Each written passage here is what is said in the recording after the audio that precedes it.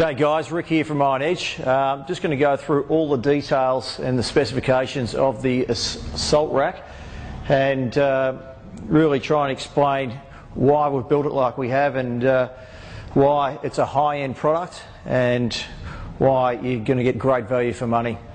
So I'll get you to come in closer here, Jared. I'm going to start at the top, all the way from the chin bar. So you can see here the chin bar is set at 2.40 metres.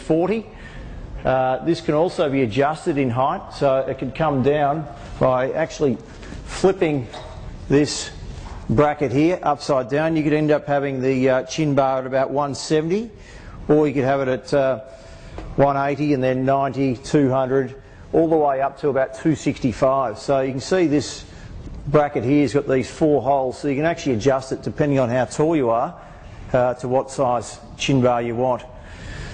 Looking at the chin bar here, this is 33 millimetres in diameter. This is the most common diameter people like for chinning.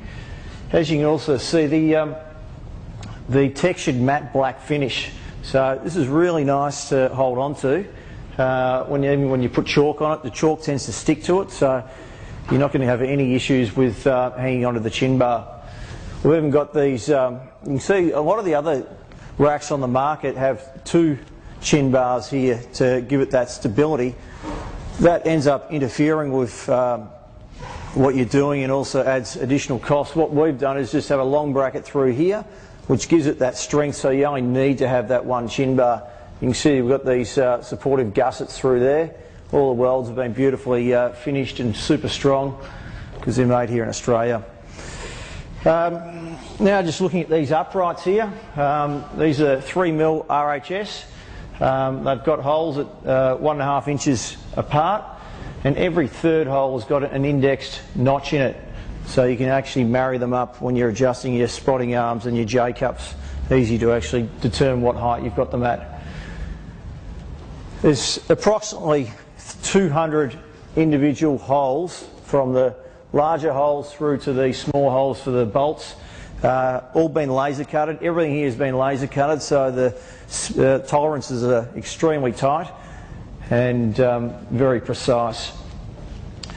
Having got these J-cups here, again 10mm steel with the plastic protections. There's a 6mm polyethylene protection here, so you can just slam your bar down on this with absolute confidence it's not going to destroy the knurling. Normally when you adjust the bar to reset it in the middle, that's when it really tears apart the knurling, but with the plastic there's no issues at all. Coming down to the spotting arms here now, similar configuration. You've got your locking pin here, locking pin on the back. You simply pull them out, set them at whatever height you need, lock that back in, put the pin in, put the locking pin back in just there, and you're good to go. So 4mm steel these are made out of, 10mm brackets on the back, and you've got the 6mm plastic spotting protection here as well. This can be replaced, so after years of abuse of dropping weights on here, and as you can see we had 400 odd kilo on here, and the knurling actually starts making an imprint on this plastic, but it's going to be a while before that wears away. But if need be, these can be replaced at a nominal fee. We've got the utility pegs here. These just screw in with a nut like so. These are solid steel, so super strong. These are used for plate storage here on the outside, so I've got 2 notches here for plate storage, plus they can be used on the spotting arms here for dips. So you can just move the spotting arm up to a certain height, put a couple of pegs in, and you're good to go for some dips.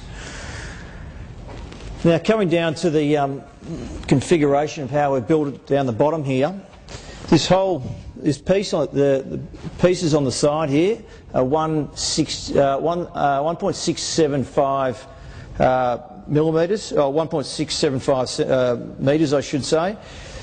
This has all been welded onto this base plate here, so this is what gives it its strength and stability when you're using it.